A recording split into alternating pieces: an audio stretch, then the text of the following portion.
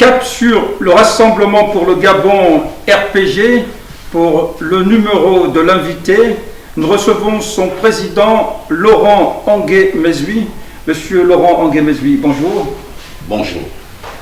Vous êtes le président du Rassemblement pour le Gabon RPG depuis environ 8 mois, une présidence qui rentre dans le cadre d'une fonction rotative entre cadres maison.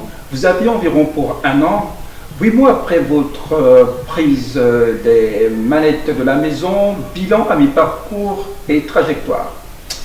Ok, merci M. Malekou. Je voudrais dans un premier temps remercier votre organe de presse, à savoir Maslek TV, pour me donner l'occasion de m'exprimer au nom de mon parti afin d'éclairer un certain nombre de points d'ombre sur la vie politique nationale. Alors, le bilan à mi-parcours que j'ai pu faire jusqu'à présent, c'est que j'ai été porté à la tête du Rassemblement pour le Gabon le 18 janvier 2020. Nous avons été élus, et moi personnellement, sur un triptyque.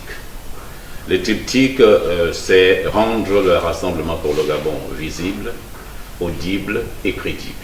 Donc, c'est sur la base de ce triptyque qui rentre d'ailleurs dans le droit fil des recommandations du Congrès national qui nous a porté à la tête du Rassemblement pour le Gabon, qui voudrait que nous soyons sur le terrain, que nous soyons ouverts, que nous réexpliquions davantage notre projet de société. Mais qu'est-ce que je peux dire aujourd'hui pour rentrer dans le triptyque pour lequel j'ai été porté à la tête du Rassemblement pour le Gabon? C'est que vous voyez de temps en temps aujourd'hui que le Rassemblement pour le Gabon devient de plus en plus visible. De plus en plus visible, nous sommes sur les chaînes de télévision, nous sommes dans les journaux, nous sommes sur le terrain, un peu bien avant la Covid-19. Aujourd'hui, la partie visible du Rassemblement ne se demande plus. Audible parce qu'aujourd'hui, il n'y a aucun sujet d'intérêt national qui se traite sur la place publique sans qu'on ait la position du Rassemblement pour le Gabon. Et la crédibilité, troisième pan, c'est que c'est le Rassemblement pour le Gabon qui préside aux destinées de la PG41, le grand regroupement des partis politiques et de l'opposition. Si nous sommes portés à ce niveau de responsabilité, c'est que il y a une confiance qui est née, il y a une crédibilité que mes pairs apportent donc au Rassemblement pour le Gabon. Donc les trois triptyques sont en train d'être déroulés sur le terrain. Il faut dire que nous étions sur le point de descendre réellement sur le terrain lorsque la pandémie de la Covid-19 est arrivée pour court-circuiter un peu le travail que nous étions en train de faire. Mais qu'à cela ne tienne, je voudrais vous dire que le Rassemblement pour le Gabon a déjà renouvelé toutes les structures de la commune de Libreville, qui est la 10e province politique pour nous. Tous les arrondissements, la commune d'Ovendo, la commune d'Akanda.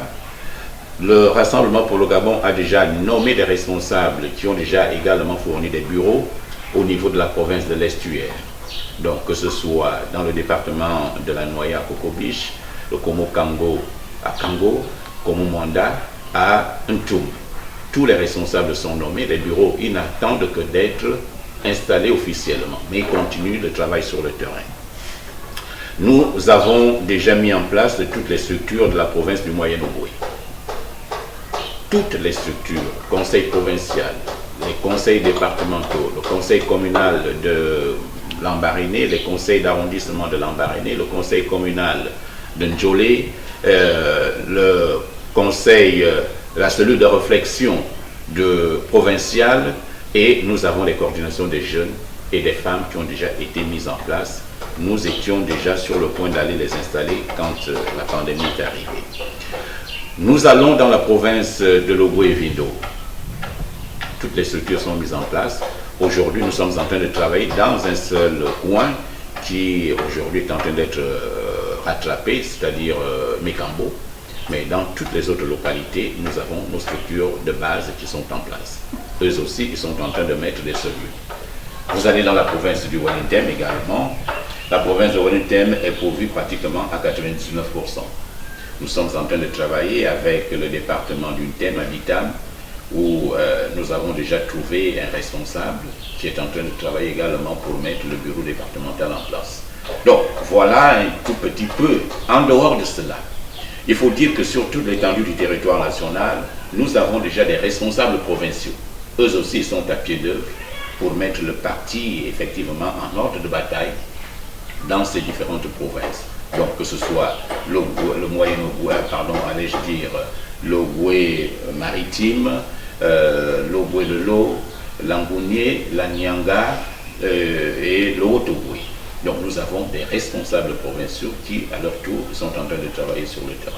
Donc voilà un peu le bilan à mi-parcours que nous pouvons faire pour dire que nous ne nous sommes pas laissés influencer par la pandémie du coronavirus. Nous avons trouvé d'autres stratégies de travail pour mener à bien notre projet. D'accord, Monsieur le Président, on sent que le RPG regonfle son torse, regonfle ses muscles également, après avoir quand même perdu de sa superbe, principale force de l'opposition dans les années du retour au pluralisme politique. Vos allées et venues entre opposition et majorité ont un peu sémé le trouble, sinon la confusion sur la ligne politique. Finalement, présentement, le RPG, vous le confirmez, est dans l'opposition.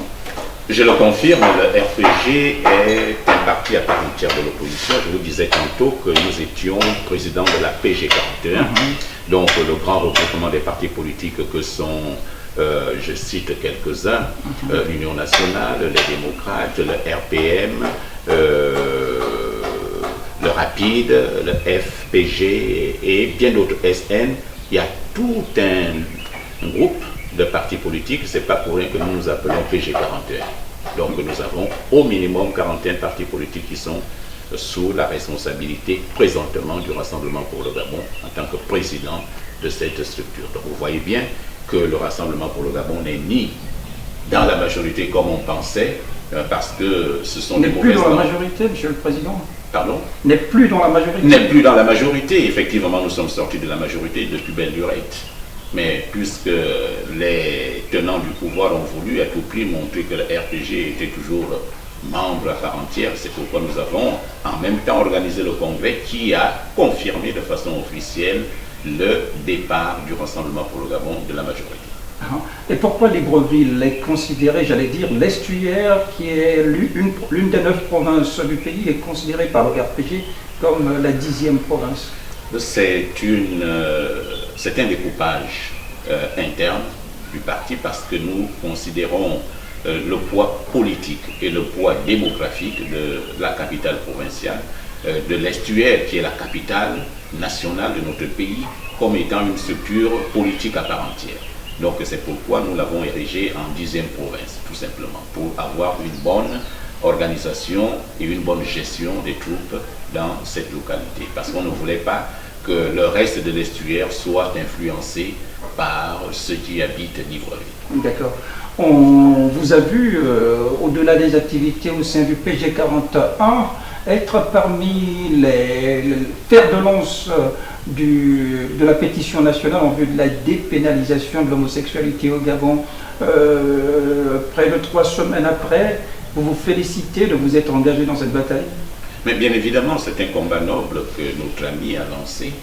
Et il vous souviendrait qu'avant que les démocrates ne lancent la pétition de façon officielle, nous étions les premiers à nous prononcer sur la dépénalisation. Et vous avez rencontré le Premier ministre sortant à l'époque, Julien Koguévé? Oui, pas sur la dépénalisation. Nous avons rencontré le Premier ministre sur la gestion de la pandémie de la Covid-19. Ah, d'accord. Et le RPG est allé lui faire des propositions, les 12 propositions du RPG que nous avons estimées être des propositions pertinentes pour sortir le pays de la crise sanitaire actuelle. Et sur la dépénalisation? Et sur la dépénalisation, nous condamnons, nous l'avons dit, condamnons fermement cette dépénalisation parce que c'est une action qui va aux antipodes de nos us et coutumes et même aux antipodes de nos croyances, que ce soit les musulmans, que ce soit les chrétiens. Personne dans nos livres de référence que sont la Bible ou alors le Coran, personne n'admet ce type de rapport entre hommes et hommes ou entre femmes et femmes. Et c'est pourquoi nous sommes montés au créneau pour condamner avec la dernière énergie cette mesure immorale qui a été prise, malheureusement, votée par Pourtant, le pouvoir dit que c'est pour s'arrimer à la norme internationale. Vous n'y croyez pas? Mais vous pensez que la norme internationale va effacer ce que nous sommes? Nous devons aller à la mondialisation en tant qu'Africains qui comptent sur leur base culturelle et sociale avec des croyances qui sont les nôtres. Donc nous n'allons pas nous désorganiser tout simplement parce qu'il faille accepter la norme internationale, et je ne sais pas quelle norme internationale. Avez-vous entendu parler de la dépénalisation de l'homosexualité dans les pays arabes? Pas du tout. Donc, et pourtant, ce sont les mêmes qui sont dans le concert des nations. Pourquoi c'est tant en Afrique qu'on veut imposer une façon de vivre qui n'est pas la nôtre? Et comment appréciez-vous l'endurcissement du positionnement du Parti démocratique gabonais qui allait jusqu'à organiser des conseils de discipline et frapper de sanctions certains députés qui seraient partis justement à rebours de son positionnement pour l'OVI à la dépénalisation de l'homosexualité? Non, mais le PDG montre aux yeux de la nation qu'effectivement ils ne sont pas là pour le pays. Parce que quand on prend une mesure ou une loi est prise par les hommes, pour les hommes, et dans une grande majorité, on doit tenir compte de ce qu'en pensent les personnes sur lesquelles cette loi doit s'appliquer. Mais toute la population, vous l'avez vu, s'est levée comme un seul homme pour condamner cette loi. Mais lorsque le PDG rime à contre-courant des valeurs de la République, ça voudrait dire que le PDG est pratiquement hors jeu. Et nous ne pouvons que dire aux populations de bien regarder le jeu du PDG. Aujourd'hui, c'est pratiquement, je voudrais rire, qu'on voie les PDGistes le plus rapidement possible réagir, parce que certains d'entre eux que je respecte, qui ont émis un avis contraire, il faut le dire, ils ne sont pas tous que des diables là-bas. Ils ne sont pas tous que des personnes un peu gauches. Il y a des personnes de valeur au PDG, mais qui ont estimé que cette loi ne doit pas être mise dans notre pays. Ils se sont fondés sur leur tradition, ils se sont fondés sur la religion qui sous-tend pratiquement notre morale. Ils se sont abstenus pour les uns, que je condamne parce que l'abstention est une forme d'abnégation, donc d'abnégation, allais-je dire.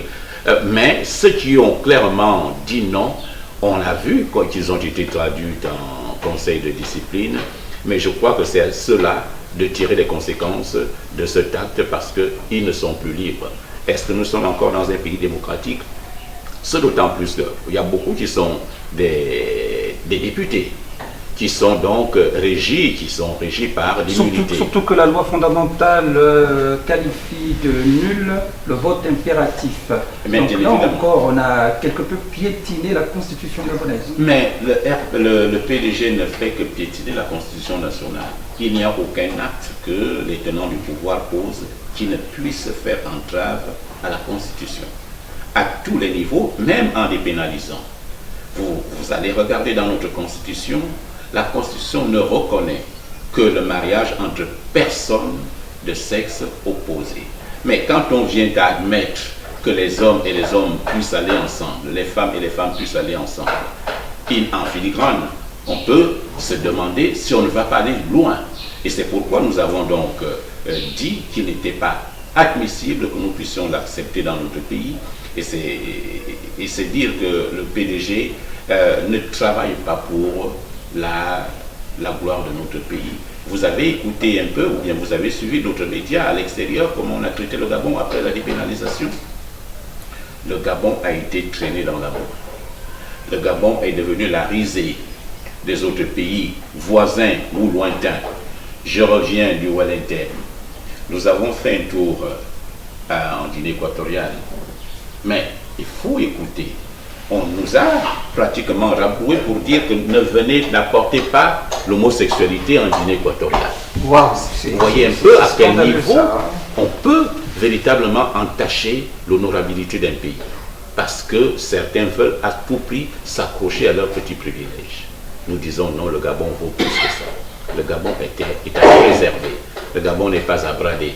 Le Gabon n'est pas sous prétexte que la communauté internationale voudrait. Mais il y a bien d'autres pays qui ont refusé de dépénaliser l'homosexualité. Et quand on parle de normes internationales, le Gabon gagnerait également à relever ses indicateurs sur la qualité de l'école, la qualité, parce que c'est également ça la norme internationale. Merci. Vous savez que nous étions surpris, le peuple d'ailleurs, parce que nous sommes en pleine pandémie de Covid-19, quand tout à coup on nous amène un sujet qui n'avait pas droit d'être cité. Nous étions là tous dans une espèce d'union sacrée de la République pour lutter contre le coronavirus, mais nous étions surpris qu'il y a d'autres sujets plus importants qui auraient dû être traités par le pouvoir avec diligence, qu'on nous amena le problème de l'homosexualité. L'école est par terre. Vous voyez, on peine jusqu'à maintenant à faire démarrer l'école. L'hôpital, non, nous n'en parlons même plus. La pandémie est venue mettre à nu les limites de ce système qui n'a que trop duré et c'est un système mortifère. Donc il y a le chômage endémique, il y a le social qui est par terre. Vous regardez le réseau routier. Le réseau routier est des plus déplorables. Allez en Dindi, en voiture. Voyez un peu, il y a des sujets d'intérêt national au lieu de nous amener cette espèce de loi contre nature. Monsieur le Président, Maître Louis-Gaston Maïla est quelque peu sorti de la pénombre depuis la visite du 2 août 2020 de Jean Ping. Une visite, on l'a dit dans notre média, aux allures inopinées, puisque intervenant un peu de façon surprise dans l'opinion, qui intervient quand même dans un contexte d'avant-froid, puisque le froid ne semble plus y être. Maître Louis-Gaston Maïla, étant de la coalition pour la Nouvelle République, CNR, dont Jean Ping est le leader, avait donc pris ses distances avec ce groupe politique au lendemain de la victoire controversée d'Ali Bongo. Aujourd'hui, on semble revenir vers la lune de miel ou les accords bon enfant. La lecture du politique que vous êtes sur cette rencontre qui a quand même alimenté abondamment les réseaux sociaux principalement. Ok, le regard du RPG, c'est tout à fait normal. Nous sommes de ceux-là qui pensons que nous ne pouvons pas vivre en vase clos. Ce d'autant plus que Jean Ping et Louis-Gaston Maïla appartiennent à la même coalition, vous l'avez dit tout tantôt. Mais il arrive, avait pris ses distances. Mais il arrive que dans une famille, qu'il y ait des malentendus, mais ces malentendus ne doivent pas survivre ad vitam aeternam. Il n'y a que des hommes suffisamment mûrs qui puissent transcender effectivement un certain nombre d'incompréhensions, un certain nombre de différends pour regarder à l'essentiel. Si M. Jean Ping s'est déplacé pour aller voir Louis-Gaston Maïla, c'est une bonne chose. Nous encourageons ce d'autant plus que nous sommes dans le principe de la tétravalence. Ça veut dire lorsqu'il y a quelque chose qui se pose au pays, nous devons nous parler. On doit voir les points de vue des uns et des autres parce qu'il n'y a personne qui puisse détenir la science infuse. Donc, à partir de ce moment, si ces deux personnalités se sont rencontrées, nous acclamons de nos deux mains pour dire qu'il faut encourager de telles rencontres parce qu'il faut décrisper le paysage politique national et regarder tous dans la même direction. Nous sommes de l'opposition, nous ne sommes pas de ceux-là qui pensons qu'il faille créer des scissions au sein de l'opposition et c'est à nous d'être un peu au-dessus de la mêlée pour ne pas écouter les sons des sirènes qui veulent nous amener à nous regarder en chien de faïence. C'est une bonne chose, nous l'encourageons et nous disons bravo, parce que nous pensons que les deux se sont mis véritablement au-dessus de la mêlée. Monsieur le Président, Maître Louis-Gaston Maïla est actuellement marathon politique avec comme feuille de route une proposition visant la réconciliation nationale entre les Gabonais pour permettre au pays de sortir de l'ornière. Nous ne sommes pas contre ce principe, la réconciliation nationale. Si déjà nous parlons de tétravalence, c'est que nous... Est-ce que la réconciliation nationale s'impose présentement? Qu'est-ce qui pourrait politiquement motiver une pareille rencontre présentement? Bien sûr, la réconciliation nationale s'impose, mais la réconciliation nationale ne peut intervenir que dans un cadre bien déterminé. Pour nous, le Rassemblement pour le Gabon, la réconciliation nationale devrait intervenir dans le cadre d'une transition politique. Ça voudrait dire, nous nous asseyons autour d'une table, tous les politiques de tous bords et tous les acteurs de la société gabonaise autour d'une table pour effectivement créer des valeurs qui vont nous permettre de refonder l'État, de refonder le Gabon, parce que la réconciliation n'est qu'un aspect pour nous de la transition politique, parce que nous mettrons un contenu dans la transition politique avec effectivement des actes à poser, entre autres la réconciliation nationale. On mettrait en place dans le cadre de cette transition politique une commission vérité et réconciliation, comme cela a été le cas en Afrique du Sud. Vous voyez, donc nous pensons que nous ne pouvons pas nous regarder comme sans chaîne faïence, c'est d'autant plus que c'est une bonne démarche. La transition politique, ça permettrait d'apaiser le climat politique national. Ça permettrait également de séréniser ceux qui ont la peur du lendemain. Vous savez, ceux qui s'approchent aujourd'hui au pouvoir, ce sont pour la plupart ceux qui ont peur du lendemain. Ils se disent, on ne sait pas quelle sauce on sera mangé. Donc à partir de ce moment, si on s'assoit autour d'une table, nous devons chacun mettre effectivement des points sur les i, de telle manière qu'ensemble nous nous accordions consensuellement sur la manière de gérer le pays. Nous pensons, je ne vais pas donner le contenu. Ça veut dire qu'on pourrait aboutir, Monsieur le Président, à une sorte de compromis politique qui pourrait mettre certains dirigeants actuels qui auraient justement la peur au ventre à l'abri de, pourquoi pas, de certaines foudres, notamment. Mais bien évidemment, compromis, mais pas de compromission. Compromis politique, oui, parce que nous cultivons le dialogue, nous cultivons la discussion, nous cultivons effectivement la tétravalence. Nous pensons que si je ne sais pas quel sera mon sort demain, et étant assis sur la poudrière, je m'approche. Parce que je me dis, bon, vaut mieux que je parte là quand je serai mort. Donc, nous pensons que nous ne pouvons pas continuer ainsi, parce que ça ne fait que retarder le Gabon. Ça retarde le Gabon. Il faut mettre tout le monde à l'aise. Il faut mettre tout le monde en sécurité. Nous avons vocation, effectivement, pour le Rassemblement pour le Gabon. Nous pensons que le Gabon est au-dessus de tout. Et nous pouvons faire tous les compromis nécessaires pour préserver le Gabon. Mais nous n'allons pas nous compromettre pour participer à quelque chose qui n'amènerait pas le Gabon à grandir.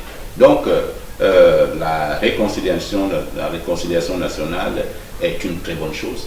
Le RPG est partant pour la réconciliation nationale, mais dans le cadre de la transition politique. Parce qu'il n'y a pas que la réconciliation nationale.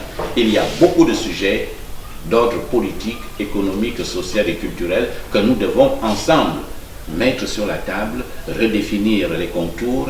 Ainsi, nous allons donc redémarrer sur plus bon pied pour amener le Gabon vers effectivement des lendemains meilleurs. Donc, pour nous, le problème ne se pose pas. Nous sommes en train de regarder avec d'autres pour que la transition politique soit notre cheval de bataille à tous. D'accord. Monsieur le Président, s'il n'y avait pas d'interruption au calendrier politique normatif, l'élection présidentielle devrait intervenir d'ici à 2023, le prochain scrutin. Donc à quelques 2 ans, l'opposition peine à laisser transpirer les signes d'unité, de cohésion, de contre-pouvoir qui pourrait constituer une alternative crédible. Chacun évolue sous sa chapelle. Même la coalition pour la Nouvelle République, qui était la principale dynamique contre-pouvoir face à Ali Bongo en 2016, s'est effritée. Jean Ping a été un peu vidé de son état-major par quelques lieutenants qui ont choisi d'évoluer, pas en cavalier seul, mais d'évoluer au nom de leurs différents partis politiques. Aujourd'hui, les signes d'unité, d'unicité de l'opposition comme alternative crédible en cas de 2023, si, je le disais, le calendrier politique ne subissait pas d'interférence, traîne à être présenté à l'opinion, sinon au peuple du changement? Qu'est-ce qui pourrait expliquer ces lenteurs d'unicité dans la perspective de l'alternance politique souhaitée par, comme j'ai coutume de le dire, la majorité sociologique des Gabonais? Ok, vous savez, nous ne sommes pas pour l'unité de façade. Nous voulons que nous soyons sincères et vous m'avez posé la question quel était le regard du RPG par rapport à la visite de M. Jean-Ping à Maïla. J'ai dit que c'était une très bonne chose. Ce sont des signes qui encouragent. Donc l'opposition n'est pas dispersée comme vous le prétendez. Nous sommes en train de travailler. Peut-être que nous ne faisons pas grand bruit là-dessus. Vous savez, lorsque vous voulez accoucher de quelque chose de très sérieux, vous êtes obligé de travailler d'abord en sous-marin et le travail de renforcement de l'unité de l'opposition se fait. Donc il n'y a pas, à mon humble avis aujourd'hui, péril en la demeure. On n'a jamais vu un parti politique de l'opposition sortir et attaquer de front un autre parti politique de l'opposition. Du moins, c'est ceux qui sont dans nos différents regroupements, nous ne l'avons jamais vu. Ça voudrait dire que chacun, nous voulons être une opposition forte. Mais pour être une opposition forte, il faudrait d'abord que nos partis respectifs soient forts et travaillent sur le terrain. C'est pourquoi nous pensons qu'il faut d'abord donner effectivement la priorité au dynamisme des différents partis politiques de cette opposition pour que nous soyons véritablement cette alternative en 2023, si jamais 2023 arrivait. Donc, nous n'avons pas à craindre un éclatement de l'opposition, non, bien au contraire. Nous travaillons dans ce sens, moi étant que président de la PG 41, vous vous en doutez, tous ces ténors, tous ces grands partis politiques, sans négliger les autres, nous asseyons autour d'une table, nous travaillons. Donc il n'y a pas aujourd'hui un quelconque signe qui puisse véritablement dire que l'opposition n'est pas resserrée. Et attentiste. L'opposition n'est pas attentiste. Nous avons nos stratégies de travail.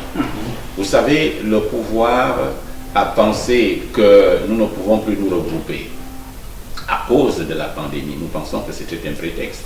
C'est d'autant plus que nous voyons aujourd'hui quelques états-majors de la majorité descendre sur le terrain, à installer des structures, leurs structures de base. Donc, l'opposition n'est pas attentiste, l'opposition travaille à des stratégies, et quand on est dans des stratégies, ça ne se divulgue pas au grand jour. Donc, nous travaillons et nous pensons que l'opposition est l'alternative aujourd'hui à ce pouvoir en place. Voilà. Voici donc qui pourrait rassurer le peuple du changement et les partisans également des partis de l'opposition. Monsieur le Président, nous sommes arrivés au terme de cette émission. Votre mot de la fin en regardant droit dans la caméra. Merci, M. Malékou. Je voudrais dire au peuple gabonais d'avoir confiance en son élite politique, notamment ceux de l'opposition, parce que nous avons écouté leurs cris, nous avons vu ce qui se fait présentement et nous pensons que le Gabonais mérite mieux. Et c'est dans ce cadre-là que nous nous sommes retrouvés autour de la PG 41, un grand rassemblement de partis politiques, pour parler d'une même voix. Vous savez, lorsqu'on est multiple, il y a des points de vue à défendre et chacun d'entre nous défend des points de vue, mais in fine, nous arrivons toujours à regarder dans la même direction. Donc, nous demandons la sérénité au sein de la population gabonaise afin de faire confiance à l'opposition parce que nous n'avons plus rien à attendre de ce qui nous gouverne aujourd'hui. La preuve, on prend des lois iniques, la dépénalisation de l'homosexualité, on ne peut plus critiquer l'affiliation ou alors la nationalité de X ou Y, le fameux article 267 du Code pénal. Les prédicateurs ne peuvent plus critiquer la manière dont l'État est géré. Vous voyez un peu, il y a l'épée de Damoclès qui est là-dessus, mais nous pensons qu'avec le peuple qui doit s'affranchir, que nous allons donc pousser vers la sortie ceux qui aujourd'hui détiennent les manettes du pouvoir. Donc ils n'ont pas à s'en faire. Nous sommes unis au niveau de l'opposition, nous travaillons à cette unité et nous pensons que nous ne serons bien unis que si le peuple également est derrière nous pour nous pousser effectivement parce qu'il y a toujours quelques-uns qui peuvent se mettre un peu à l'écart, mais ils peuvent toujours nous rappeler à l'ordre. Donc, nous pensons, nous sommes confiants, le Rassemblement pour le Gabon voudrait effectivement être un de ces pionniers qui tire ou bien qui permettent aux autres de comprendre la nécessité d'œuvrer ensemble, parce qu'ensemble nous sommes forts et nous avons coutume de dire que le Rassemblement pour le Gabon n'avait jamais mis de côté son ambition de prendre le pouvoir dans ce pays. Nous avons mis en place des stratégies pour atteindre cet objectif, mais ces stratégies, vous savez, quand vous mettez une stratégie, ça peut marcher comme ça peut ne pas marcher, mais toujours est-il, vous avez les yeux rivés vers l'objectif final qui est la prise de pouvoir seul ou avec les autres. Donc nous travaillons dans ce sens et nous estimons que la population qui ne veut plus de ce pouvoir en place doit se mobiliser et attendre que les présidents, les responsables de l'opposition puissent venir leur parler. Le Rassemblement pour le Gabon, dans un avenir très proche, va redescendre sur le terrain pour aller effectivement sensibiliser ces populations, non seulement dans le cadre de la grande coalition de la PG 41, mais également appelant les uns et les autres individuellement à devenir de plus en plus forts. Parce que lorsque vous faites une alliance avec les forts, vous êtes tous forts. Mais si vous êtes le seul fort comme de l'autre côté où on veut écraser tout le monde et demeurer le seul parti fort, vous ne pouvez pas être fort. Ils sont obligés de tricher aux élections, ils sont obligés de procéder à des coups d'État électoraux, tout simplement parce qu'il n'y a pas d'assises sur le terrain. Nous pensons que l'opposition qui maîtrise aujourd'hui le terrain doit se serrer les coudes pour regarder vers l'avenir qui, pour nous, est rose. D'accord. À l'instant, c'était donc le président du Rassemblement pour le Gabon, Laurent Angué-Mesui, invité du numéro L'invité sur Mazlek Info. Nous vous disons merci de nous avoir suivis et au prochain numéro.